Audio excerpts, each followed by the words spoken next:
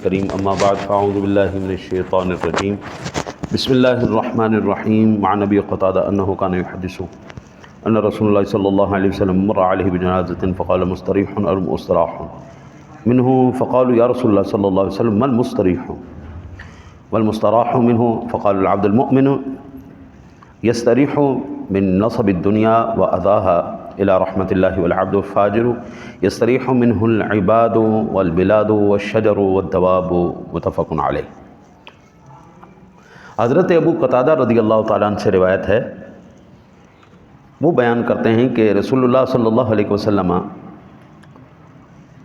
پر ایک جنازہ گزرا تو آپ نے فرمایا یا اس سے راحت حاصل کی گئی یا راحت پا گیا۔ لوگ بولے یا رسول اللہ صلی اللہ علیہ وسلم راحت پانے والے اور اس سے چھوٹنے والے سے کیا مطلب؟ فرمایا بندہ مومن دنیا کی تکلیف اور اذیتوں سے چھوٹ کر اللہ کی رحمت میں جاتا ہے، اور بدکار بندے سے انسان، شہر، درخت، جانور سب ہی راحت پاتے ہیں۔ اس روایت کو امام مسلم نے، امام بخاری نے نقل کیا۔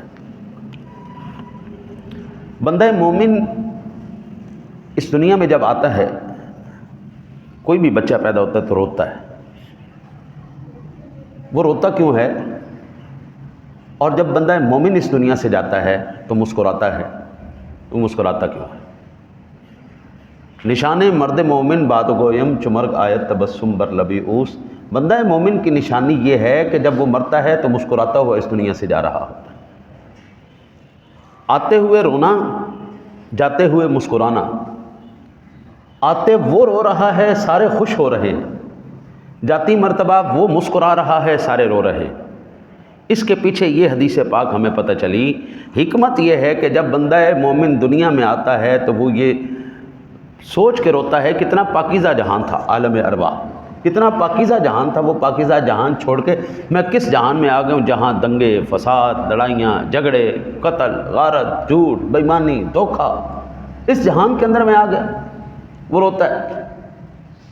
اور جب بندہ مومن اس دنیا سے جاتا ہے تو میرے آقا نبی اکرم صلی اللہ علیہ وسلم کی فرمان علی شان کے مطابق آپ سرکار فرما رہے ہیں فقال عبد المؤمن یستریح من نصب الدنیا وعذاها الى رحمت اللہ۔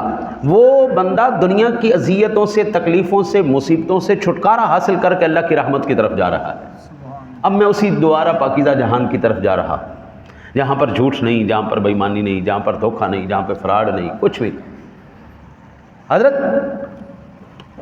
قرآن پاک کے اندر ہمیں یہ بات پتہ چلتی ہے کہ جب بندہ مومن اس دنیا پر ہوتا ہے تو وہ نہ صرف انسانوں کے لیے بلکہ دوسرے زمانے کے لیے بھی وہ باعث رحمت ہوتا ہے، باعث رحمت۔ اور جب وہ اس دنیا سے جاتا ہے تو سارا زمانہ روتا، آسمان بھی روتا ہے، زمین بھی روتی۔ اور جب کافر اس دنیا سے جاتا ہے تو قرآن کہتا ہے فما بکت علیہم السماء والارض، تو اس کے جانے پر نہ کوئی زمین روتی ہے نہ آسمان روتا ہے۔ بندہ مومن جب زمین پر سجدہ کرتا ہے، زمین آباد ہوتی ہے، اس کے اوپر وہ کہتا ہے سبحان ربی الاعلیٰ، سبحان ربی الاعلیٰ۔ اس کے وہی اعمال جب آسمان پر اٹھائے جاتے ہیں تو خوشبو کے ساتھ معطر ہو کے اس کے اعمال کو اوپر اٹھایا جاتا ہے۔ آسمان بھی خوش ہوتا ہے، سبحان اللہ کتنے شاندار اعمال آ رہے ہیں۔ زمین بھی خوش ہوتی ہے۔ جب بندہ مومن اس دنیا سے جاتا ہے زمین بھی رو رہی ہوتی ہے، اب مجھے سجدوں سے آباد کرنے والا چلا گیا۔ آسمان بھی روتا ہے، اب نیک بندے کے اعمال اوپر نہیں چڑھیں گے۔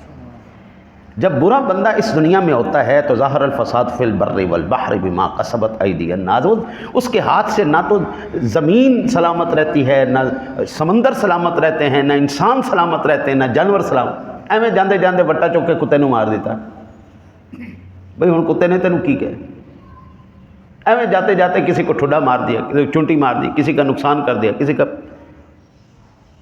بندہ جب فسادی اس دنیا کے اندر رہے گا تو وہ دنیا کے اندر نہ انسانوں کو چین میں رہنے دے گا اور نہ وہ جانوروں کو چین میں رہنے دے گا، نہ زمین پر اس کی وجہ سے کہیں آبادی پیدا ہوتی ہے، نہ آسمانوں میں، نہ کہیں اور۔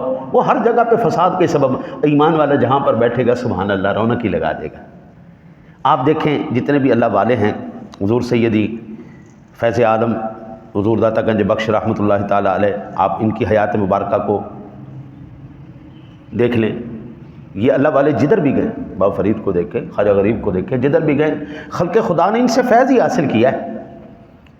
ہاں جی مولانا روم رحمۃ اللہ تعالیٰ علیہ کہتے ہیں ایک چیزیں خود بخود چیزیں نہ شد، کوئی بھی چیز خود بخود چیز نہیں بن جاتی. ہیچ آہن خود بخود تیغے نہ شد، کوئی بھی لوہا خود بخود تلوار نہیں بنتا. ہیچ آدم خود بخود شیخ نہ شد، کوئی بھی آدمی، کوئی بھی ملا، کوئی بھی مولوی، کوئی بھی پڑھنے والا وہ خود بخود شیخ نہیں بن جاتا. پھر وہ کہتے ہیں کہ ہیچ آدم خود بخود مولوی ہرگز نہ شد، مولائے روم تا غلامی شمس تبریزی نہ شد. اگر مولوی کبھی مولا نہ بنتا جب تک اس نے فقیر شمس تبریز کی غلامی نہیں کر لی. فقیروں کی غلامی کرو گے بادشاہیاں مل جان گیاں. ہیچ آدم خود بخود شیخ نہ شد، مولوی ہرگز نہ شد، مولائے روم تا غلامی شمس تبریزی نہ شد. مولانا روم رحمۃ اللہ تعالیٰ علیہ کے شمس تبریز کے پاس کتابیں اٹھائی ہوئی ہیں آپ نے، اور آپ تشریف فرما تھے ایک تالاب کے کنارے وضو فرما رہے تھے. تے شمس تبریز رحمۃ اللہ تعالیٰ علیہ نے پوچھا این چیز یہ کیا ہے؟ انہوں نے کہا این آس کہ تو نمی دانم، یہ وہ چیز ہے تو نہیں جاندا. آپ نے ایسے ساری کتابیں اٹھائیں تالاب میں پھینک دی. مولانا روم کہنا وہ تیرا خانہ خراب بابا اے کی کتائی، میری ساری زندگی دی کمائی، کیونکہ پہلے ہاتھوں سے کتابیں لکھی جاتی تھی. یہ پرنٹنگ پریس تو تھے نہیں کہ چلو ایک کتاب ڈوب گئی تو چلو دوسری لے. میرا سارا سرمایہ زندگی دا سارا ڈوب گیا، سب خراب ہو گیا، برباد ہو گیا. جب انہوں نے اچھی طرح ان کو سخت سست کہہ لیا تو شمس تبریز رحمۃ اللہ تعالیٰ پانی میں ایسے ہاتھ ڈالتے ہیں، کتاب نکالتے ہیں، ایسے جھاڑتے ہیں، اس کتاب میں سے گٹا اٹھتا ہے، اس کو پکڑا دیتے ہیں. تو جب مولانا روم یہ دیکھا نا تو یکدم حیرانی سے پوچھتے ہیں یہ چیز یہ کیا ہے؟ فرمایا ای آنس کے تو نمی دانم، یہ وہ ہے جو تو نہیں جانتا.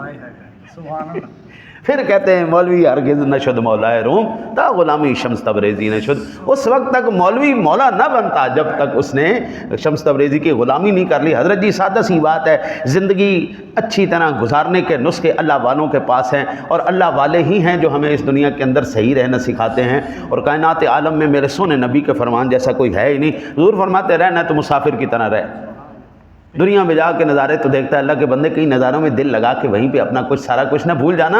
اوے آخر پیچھے گھر کا خیال رکھنا ہے. صوفیاء کرام کہتے ہیں حب الوطنی من الایمان، اپنے وطن کی محبت ایمان کا حصہ ہے. اس سے مراد یہ ہے کہ وہ جو جنت ہمارا اصل وطن ہے نا، وہ اللہ کے بندے اس کے لیے کوشش کر، ادھر کے لیے کوشش. ادھر تو کتنی دیر رہ لگے، 60 سال 70 سال 80 سال 90 سال، بس ختم. 100 سال بھی جانا ہے یا نہیں جانا پتہ نہیں نا، 60 17 تے پھوک نکل جاندی. تو اللہ دے بندے انہیں جو پیچھے لکھاں سالاں دی زندگی دیندے جتنے موت ہے ہی کوئی نہیں، تو وہ زندگی برباد کر رہے. چھوڑ دے یار اس کو، چل اس طرف چلیں. اللہ سے دعا اللہ آپ کو مجھے حدیث پاک سمجھ کے عمل کرنے کی توفیق عطا فرمائے.